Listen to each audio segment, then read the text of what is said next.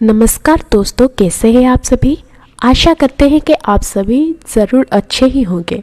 तो आज के इस सीरीज़ में हम भुकट दोष या भकुट दोष इसके बारे में चर्चा करने वाले हैं। इससे पहले अगर आप और भी कुंडली के दोष के बारे में जानना पसंद करते हैं तो फिर हमारे इस कुंडली दोष के सीरीज में पहले भी और 4-5 वीडियोस हमने अपलोड किए हुए हैं, उसे आप देख सकते हैं और नॉलेज गेन कर सकते हैं। और आगे भी इस तरह के वीडियोस देखने के लिए हमारे चैनल को सब्सक्राइब कर दें और बेल आइकन को हिट कर दें ताकि सबसे पहले हमारी वीडियोस आप तक पहुंच सके। तो फिर चलिए आज के सीरीज़ को हम कंटिन्यू करते हैं, जो कि है कुंडली में भुकट दोष के बारे में जानेंगे। तो हम सभी को ऐसे भी पता है कि शादी के दौरान भकुट दोष या भकुट मिलान, इसके बारे में हम जो भकुट मिलान के बारे में इसे पता करते हैं।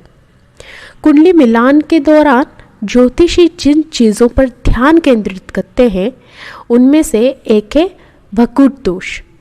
उसको मेन तरह से कुंडली में देखा जाता है।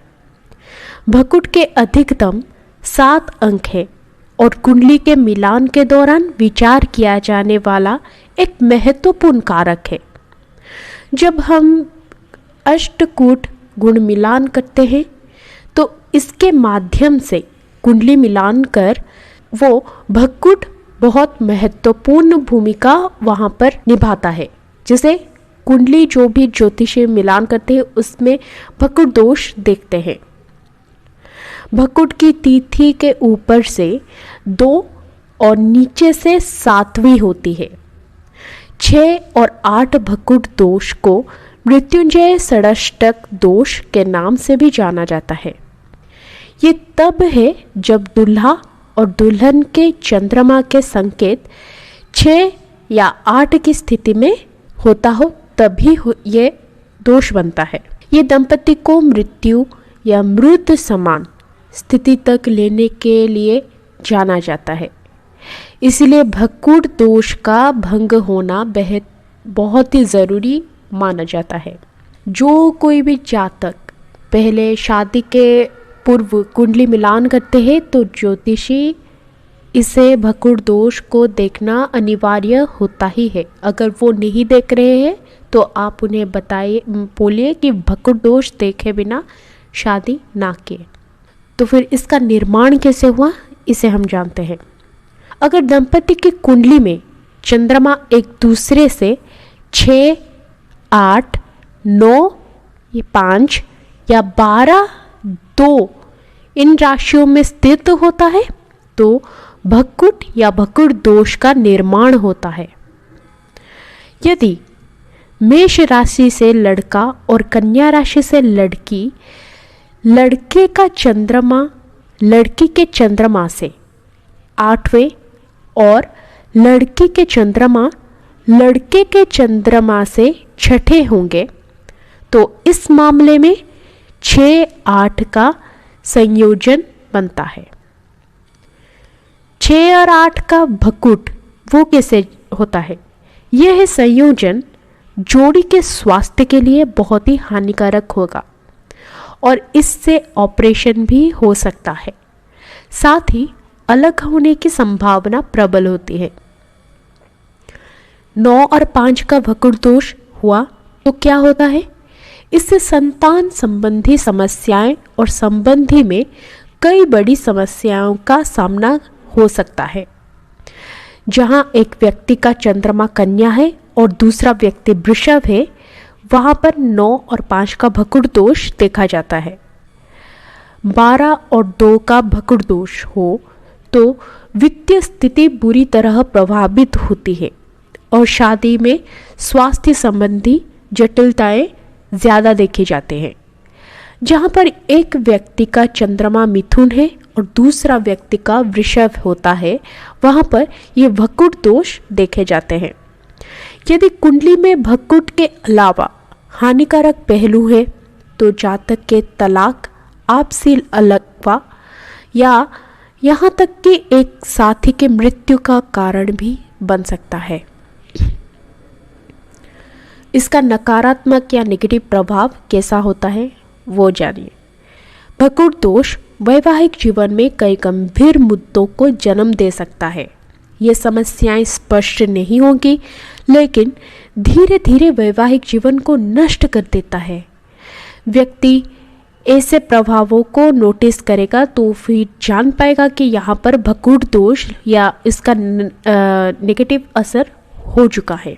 वह अपनी शादी में वित्तीय समस्याओं का सामना करेगा। यह समस्या कई मायनों में हो सकते हैं, जैसे कि भागीदारी में या फिर पार्टनरशिप में एक पूरी तरह से दूसरे पर निर्भर होने के कारण भारी निवेश या फिर कड़ी मेहनत के बाद भी व्यापार में विफल होना। फिर होता है कि संतान को लेकर परेशानी होगी। इससे विवाह में असंतुष्टि, शारीरिक संबंध जैसे मुद्दे भी आ सकते हैं। वो अपने संबंधों में निरंतर असहमति और झगड़े का सामना करेंगे, जिससे कानूनी लगा सकता है। अगर आपकी कुंडली में भकुट दोष एक और पुरुष दोष के साथ आता है तो ये एक साथी की मृत्यु का कारण भी बन सकता है। इसका देखिए, सबका एक अगर असर होता है, नेगेटिव असर होता है, तो उसका समाधान भी होता है। चलिए जानते हैं। अगर वर और वधू इन दोनों की कुंडलियों में चंद्र राशि एक समान है या फिर आपस में मित्र है तो भकुट दोष कम हो जाता है। उदाहरण के लिए हम जानते हैं कि यदि दोष का संयोजन 12 या 2 है तो इसे मकर कुंभ की संयोजन जोड़ी से रद्द किया जा सकता है। इसके अलावा अगर भकुट 6-8 है तो इसे मेष वृश्चिक की जोड़ी के साथ रद्द किया जा सकता है। वर वधू कुंडली मिलान में ग्रहमित्री, गण दोष, नाड़ी दोष अगर नहीं है तो भकुट दोष का प्रभाव भी कम हो जाता है। अगर वर वधू की कुंडली में चंद्रमा मकर कुंभ राशियों में होने पर भकुट दोष बना है तो एक दूसरे से 12 स्थान पर होने के पश्चात भी भकुट दोष नहीं माना जाता, क्योंकि इन दोनों राशियों का स्वामी शनि होते हैं।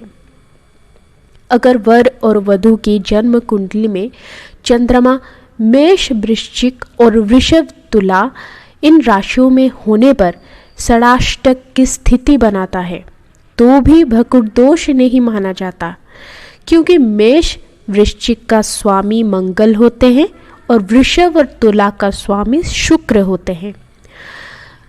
अगर आपके कुंडली में भकुट दोष बन रहा है तो आप इसके निवारण के लिए ज्योतिषी सलाह ज़रूर लें।